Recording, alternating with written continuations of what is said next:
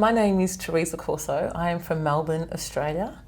I am an Insular Australian, so first generation Australian. I have an incredible husband and two amazing children and a beautiful fur baby, as well as wonderful parents, siblings.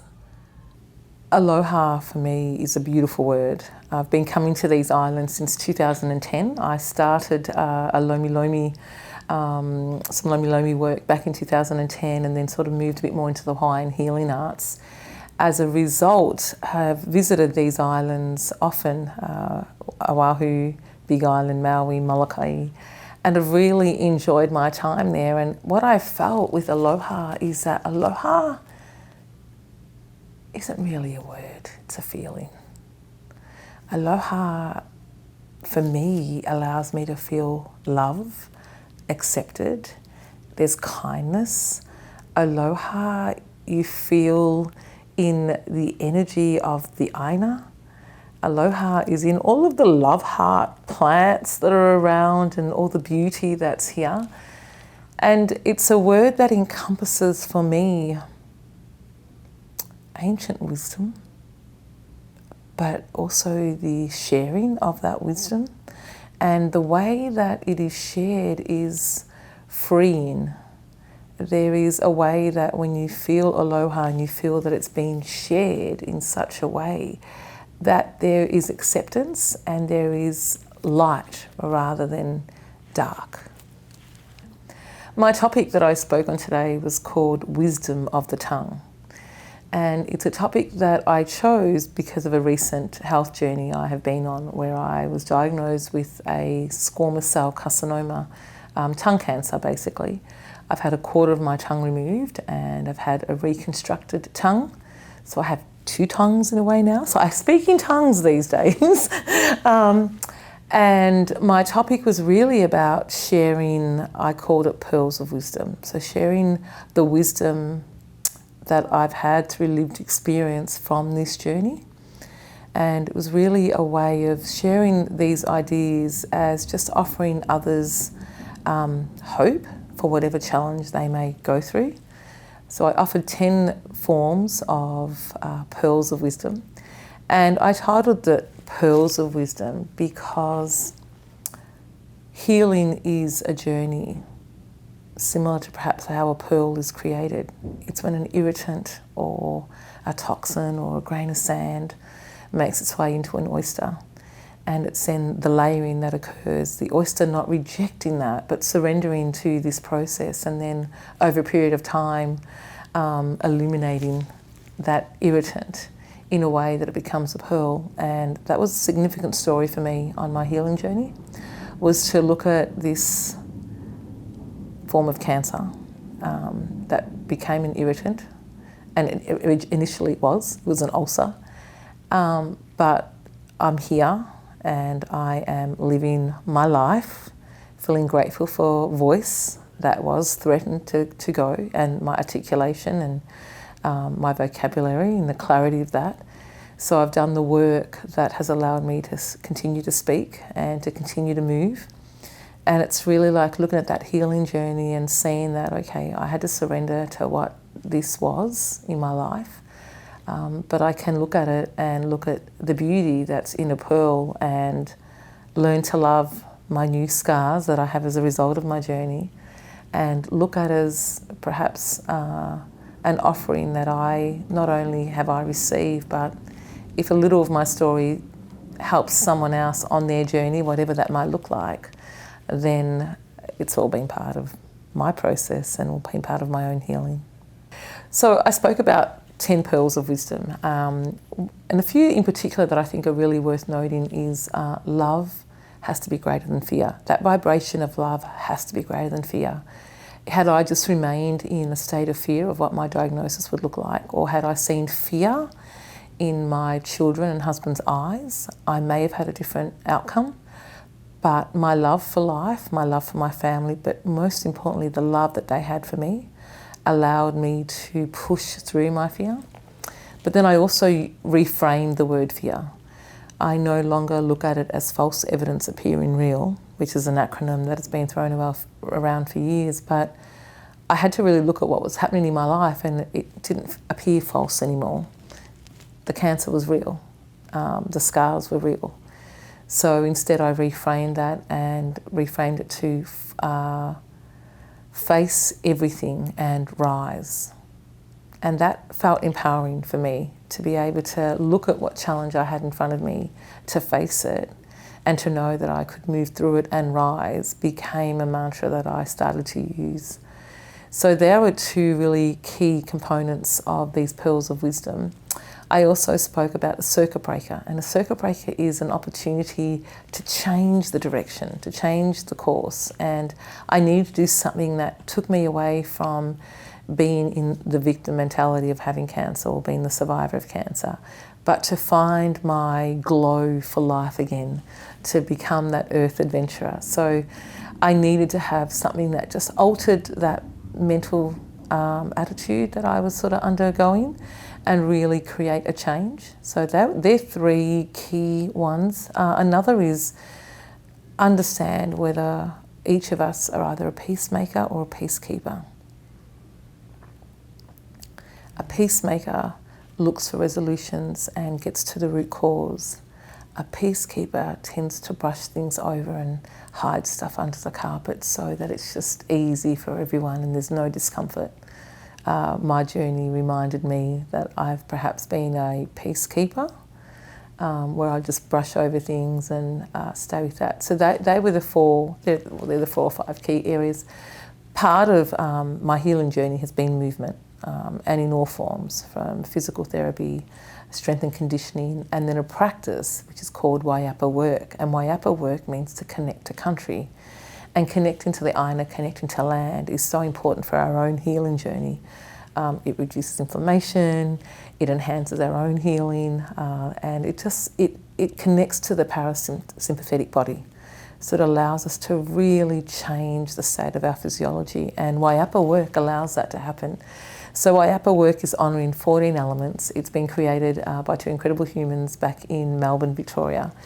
And the modality itself is, in a way, a mindful movement practice that recognises earth, mind, body, spirit, and really having us connect to those elements. So I had the crowd, or I had our guests, perform the 14 elements. So we were having fun, we were honouring Creator, we were honouring the sun, the moon, the land, we were honouring air elements, we were honouring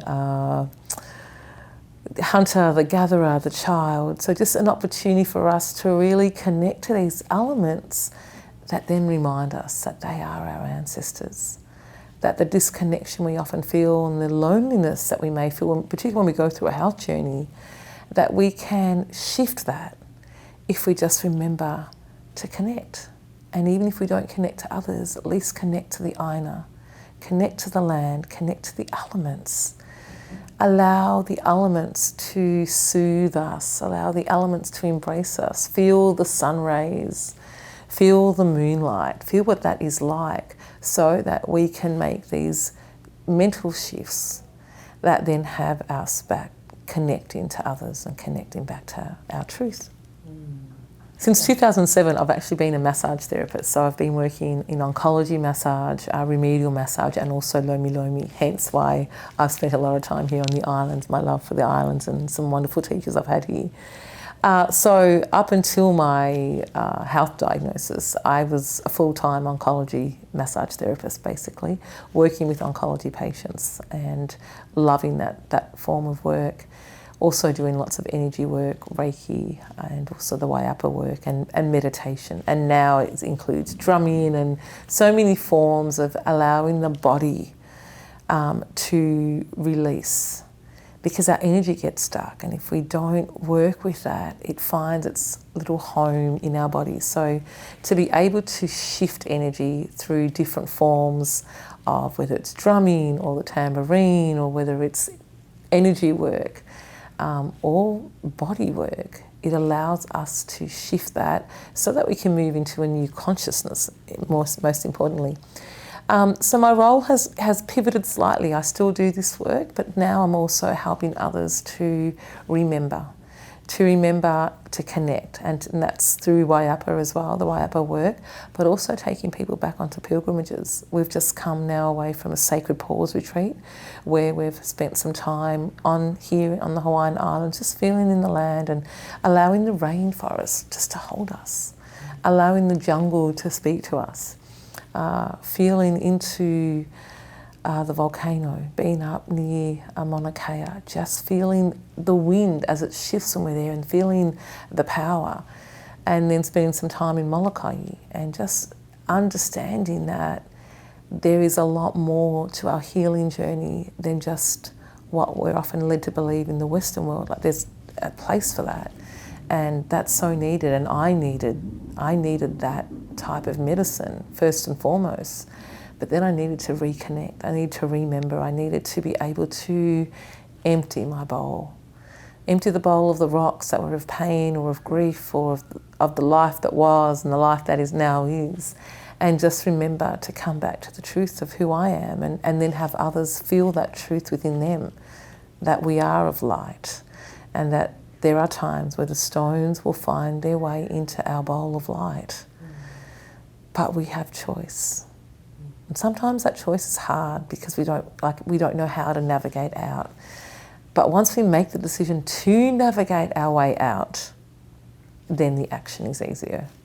So that's how I've pivoted my role now, and working with my brother, and we're taking tours to Italy as well, and having people connect to even my ancestral roots, back to home and lands that they have also felt so disconnected from. Most importantly for me, it's also to be about speaking my truth. For tongue cancer, I was not a smoker nor a drinker. I had no virus that created this. So I had to sit with it metaphysically and think, okay, what is my body telling me? Where have I not spoken my truth? Where have I perhaps suppressed my voice? Where have I been more of a peacekeeper than a peacemaker? And I had to look at what was the detriment of that. Where had pain settled for a period of time and not feeling the expression to share what that pain looked like? You know, where was the mask wearing that we can all wear at some point in our life? But it gave me an opportunity to really do some hard work and reassess. And often this can just be subconsciously, you know, not even things that we're aware, but I was forced to look at it differently so that I could continue to speak. That's amazing. Yeah, again, I would have known. It sounds like you speak perfectly. Thank you, I really appreciate that. And the last question I have, and then you can add anything that you still want to talk about. What has been your favorite part about Spirit Fest? Yesterday, day one, was incredible, and it's to be in a room with incredible beings. I want to call them super beings, I want to call them earth angels. To be in a room where we have elders and kumus who are sharing their knowledge. It's to really be sitting at the feet of the wisdom holders and those that have kept this wisdom to be shared in such a way that it honours their ancestors and it also honours future. So it honours the past and the future, and it's allowing all of us to sit with their thinking and then understand how we can bring that thinking into our own life. So it's like being at the feet of the greats and absorbing the beauty and lived wisdom. I think when people can speak from lived wisdom, it feels authentic and we feel it. It becomes a felt experience. And that has been like yesterday, having the kumus share in such a way that it was heart, but it was also an opportunity for many of us to release, to look at life a little different, to understand some of the triggers, to understand some of the rocks, but also to be in a room where so many people have found their way here just by feeling, hearing spirit call them to be here, and then to see that expression of life and aloha in their face and feeling privileged feeling privileged to be in a room with the foresight and the vision of what Spirit Fest is about. And it's not only a vision, it is an experience that we are now all feeling. So it doesn't just remain a vision that is there in words on paper. It actually is an embodied experience. So many incredible people here, and I think Spirit Fest will always have a place because we are always on this spiritual journey. And even when we just think we may have got all the answers, life presents us with a different challenge or a different way to navigate. So we continue to evolve spiritually, I believe, and I don't ever think that we ever stop learning. So whilst we can be here having this experience of life, we also need to remind ourselves that we can be that travelling companion for someone else who's going through their journey, and whatever we can impart, if it's to hold space, if it's to share words of wisdom, if it's just to be, to show them that they don't need to give up, that there is light or hope, then we are all being of service in that space.